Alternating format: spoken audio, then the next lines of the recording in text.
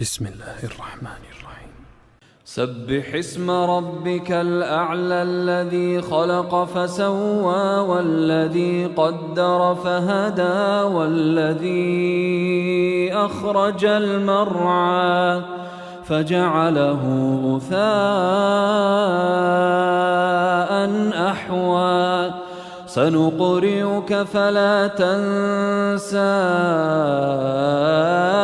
إلا ما شاء الله إنه يعلم الجهر وما يخفى